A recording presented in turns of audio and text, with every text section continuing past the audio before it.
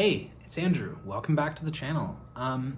Today I'm gonna do a video that I feel like I don't really see many videos like this on BookTube, because I'm gonna be mainly talking about nonfiction. One of the nice things about being done my master's now is that it kind of opens my schedule and my time up to read nonfiction again. I was able to kind of keep going with fiction during my master's, like for fun, but I just didn't have the time or the brain power to do nonfiction that wasn't directly related to my master's. I studied modern Middle Eastern history, so kind of every nonfiction I read had to do with, the modern Middle East, history, political science, theories of history and things like that. So now that I'm done, I'm excited to kind of open that up and read, in other areas that I haven't really looked at before. So yeah, there's a few books here that I hope to get to. This is kind of a nonfiction TBR. This is what I kind of hope to get to this year. There's a reason I did my master's and my bachelor's in modern Middle Eastern history. It is a passion of mine. So admittedly, a good chunk of these are still modern Middle Eastern kind of history books. But there's definitely other things in other fields and stuff that I've never looked at. So yeah, to start, this is the nonfiction I'm reading right now. As I was wrapping up my thesis, I wanted to read something that just had nothing to do with my field at all. So I picked up The Rise and Fall of the Dinosaurs by Steve Brissett. And I'm loving it. I'm about halfway through and I love this book. This is such a cool book. Yeah, it's like so out of my field. I've never really read, I don't really read much kind of popular science or anything like that. So I was excited to start. And this is an awesome one. It's such a cool story. Like the way he talks about literally like the rise and fall of the dinosaurs and their evolution and the geology and geography of when they were alive and the kind of the historical discovery of them and the kind of the field of paleontology is really interesting. It's a way more kind of wild, field than I thought. It includes mercenaries and wars and assassins. Like it's wild. So I'm loving this book and I'm excited to finish it. Then kind of I'll start with the Middle Eastern history stuff. So yeah, there's a couple here. So the first one is Eugene Rogan's The Fall of the Ottomans. Eugene Rogan is a really cool author. He's out of Oxford University, and he was actually my advisor's advisor back in the day. But yeah, this is my kind of area of expertise, like where I studied was kind of late Ottoman history, kind of till the present. So yeah, this is kind of right at my wheelhouse. I'm excited for this one because I don't know too much late Ottoman. I kind of started with late Ottoman stuff, but definitely more started kind of Mandate period and on. So I'm excited to kind of revisit that period. Then there is The Commander by Layla Parsons. This is going to be a reread for me. I read it in one of my undergrad classes a few years ago and just thought it was one of the most interesting history books I've ever read. It's kind of like a biography / history about this guy, Fawzi al-Kawakji, who was born in modern day Lebanon, and he was kind of this Arab nationalist figure who was at pretty much every anti-colonial battle in, from the time of World War I till 1948, the first Arab-Israeli war.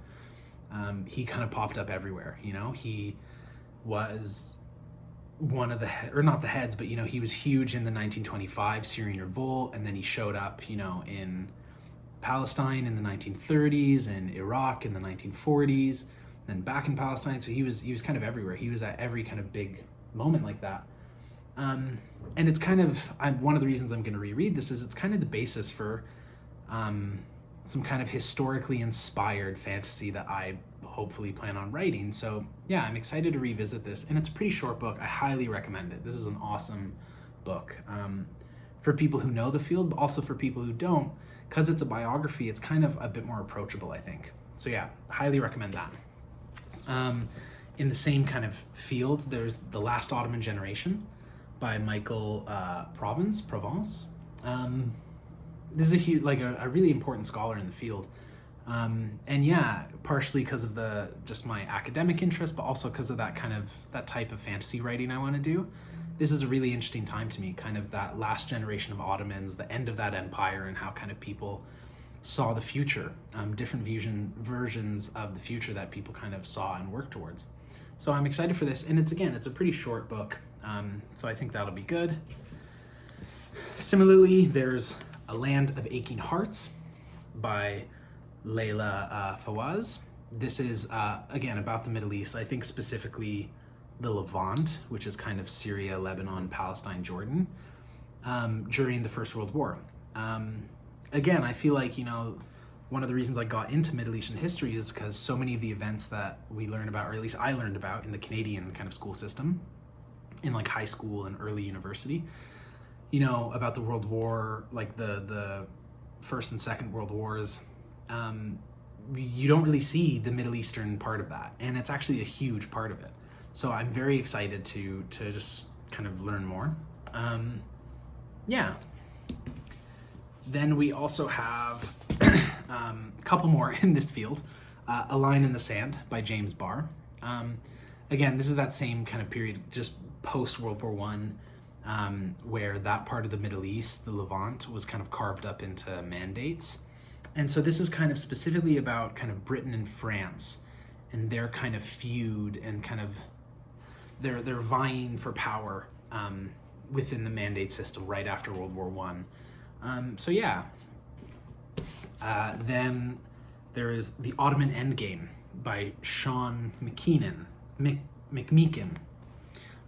So yeah, same thing, kind of like to the Eugene Rogan book, The Fall of the Ottomans. I just think this is a really interesting time period, kind of the end of this empire, which, the empire was around for, I think, almost 1,000 years. And my kind of area of interest, the Levant, was, part of that empire for 400 or 500 years. So it's a really, like, it's what seemed like an inevitable and eternal empire coming to an end. So it's a really kind of interesting time period to me. And just how the end of that empire created the kind of Middle East that we know today, literally, like with the borders and everything. So yeah, very excited for that. And then this I'm really excited for because it's kind of a new retelling / new historical account of the kind of famous story, but this is Lawrence in Arabia. So I actually haven't seen the movie Lawrence of Arabia, but I know the story. It's a really important story for like my field.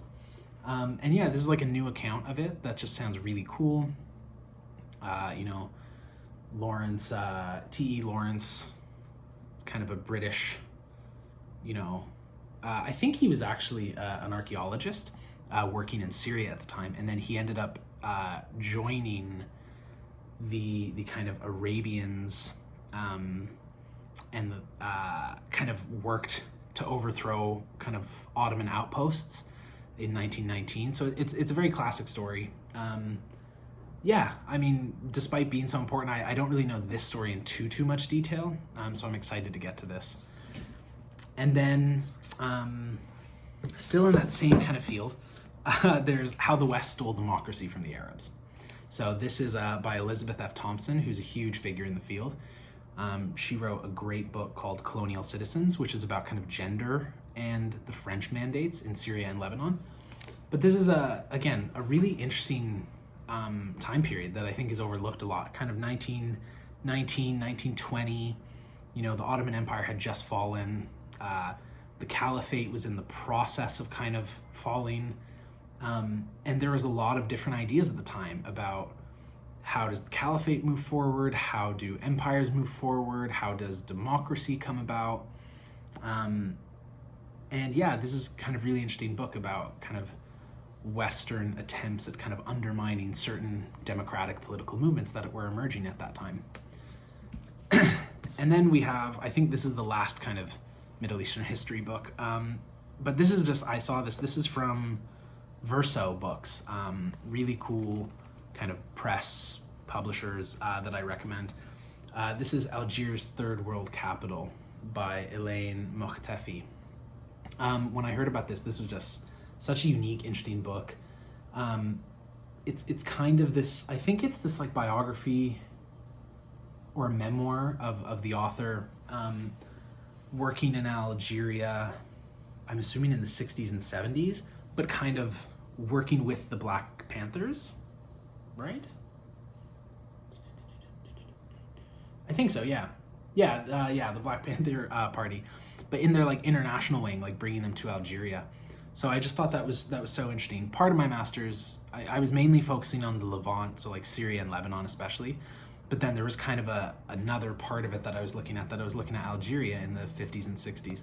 So this was really cool, and the kind of, I don't know, just kind of mixing of movements of that kind of like anti-colonial fervor of the 50s and 60s and 70s in Algeria mixed with the kind of American Black Panther movement. So I'm really excited for this book, and it's pretty short, so I'm sure it's going to be pretty quick, exciting read.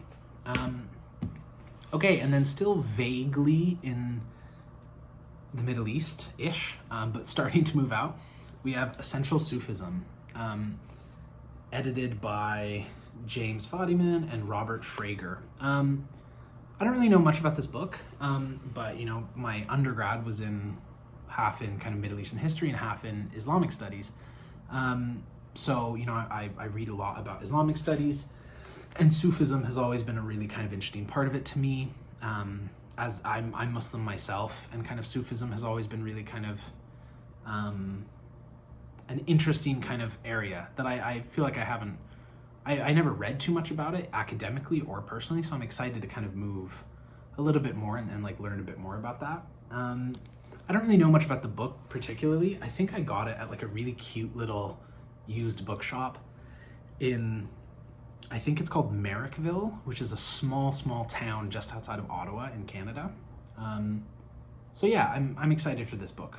And then we have, this is kind of like a really popular history book of the last few years, The Silk Roads, by Peter Frankopan. Again, don't really know much about this, but it's just kind of a really cool kind of, not alternate history, but again, it kind of a world history, but putting the emphasis much more on the Middle East, on East Asia, things like that, as opposed to kind of, you know, Europe.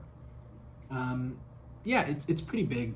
It seems pretty sweeping in scope and narrative, but I'm really excited for this. And then we move into kind of things that I haven't really looked at. So we're kind of done with that area of study. There's a history book here that I'm really excited for.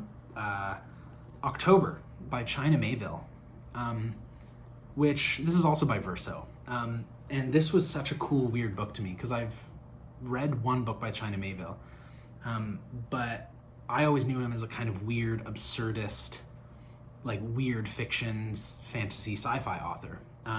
His book, The Scar, is really, really good. And I have another book of his called Kraken, which I really want to get to. But yeah, like I read The Scar, and it's like interdimensional Leviathan whales and pirates and mosquito people. Like, it's really weird fantasy. And then he wrote this kind of history of the Russian Revolution, I think in 1917. So yeah, I'm really excited to have his kind of writing style do a bit of history that I'm not super familiar with. I think is really exciting. Yeah, I'm hoping to get to this one pretty soon. And then there's a very long overdue book for me, which is the autobiography of Malcolm X. Yeah, I mean, this is an absolute classic that I unfortunately haven't read yet. So I don't really have much to say. I'm really excited to get to this one soon. Yeah. Okay, and then we move into some other fields that, again, I have no experience in. So one of the big kind of things I want to learn more about and maybe, I don't know, like work in one day, has to do with like climate change. So I got near the end of my master's, kind of in prep for finishing it and starting to read other things. I got a few books about climate change. So this is Lawrence Krauss, The Physics of Climate Change. Lawrence Krauss is kind of weird to me. He's one of those scientists a la Richard Dawkins or Sam Harris that have kind of split their time between working on science and being kind of atheist spokespersons.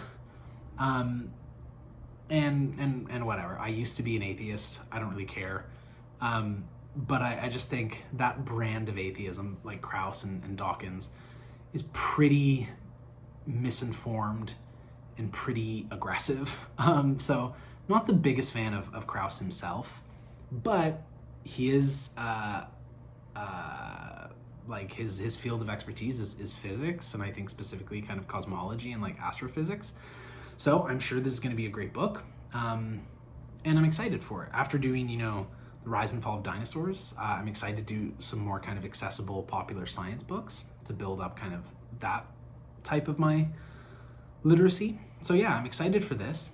And then there's Under a White Sky, The Nature of the Future by Elizabeth Colbert. Yeah, this just sounded cool. For anyone who listens to Ologies, a podcast, which is a great podcast, this sounded like one long written episode of Ologies.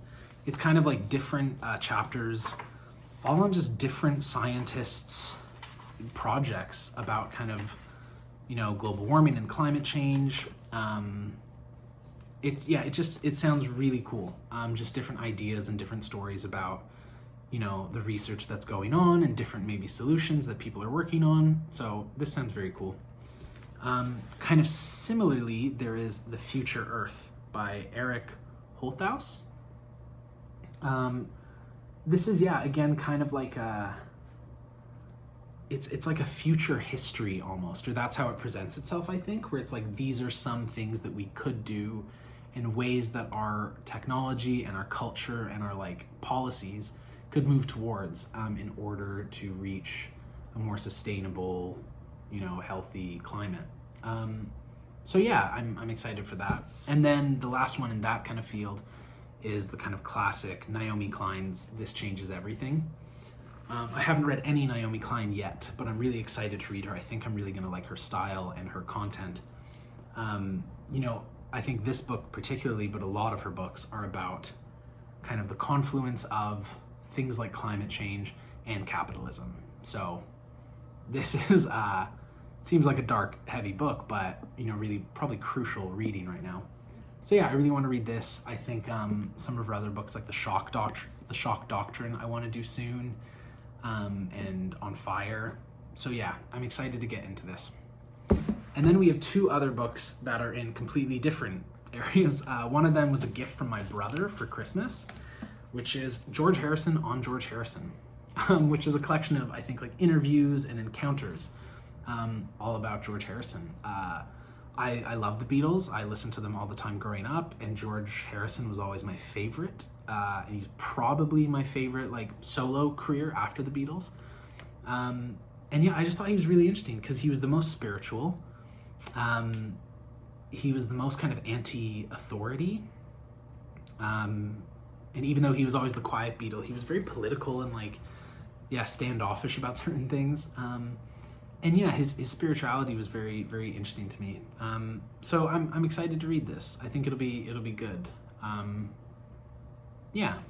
And then the last book is a book I've had for literally years, and I've always wanted to get to it. And now it's time, I think. And it's kind of like a English literary criticism book. It's called That Line of Darkness, The Shadow of Dracula and the Great War. This is the first volume of a 2-volume work. And yeah, it kind of examines, it's by Robert Douglas. And it kind of looks at kind of the way that horror has been used to kind of talk about the societal and cultural fears and taboos of a certain time. So this is kind of, I think, late Victorian kind of Europe he's talking about. And he's looking at works like Dracula, I think Dr. Jekyll and Mr. Hyde, the Portrait of Dorian Gray, and I think one other, I forget what it is. And he's kind of looking at like how these were actually representative of, different societal fears at the time, how there were there was rampant like xenophobia and things like that. So yeah, I'm just really excited for this. I like horror. I want to get into more horror novels actually. And I think, there's a lot of cool stuff in terms of in terms of literature and film about what horror actually says about people. So yeah, I'm excited for this. So yeah, those are some of the big nonfictions that I want to get through in the next time. Still doing some Middle Eastern history because it is a passion of mine, but excited to kind of branch out now. If you have any recommendations, other historical fields that you guys know about or are interested in, other things you would think that I would maybe be interested in, I'd love to know. Hit me up with your recommendations. All right, thanks.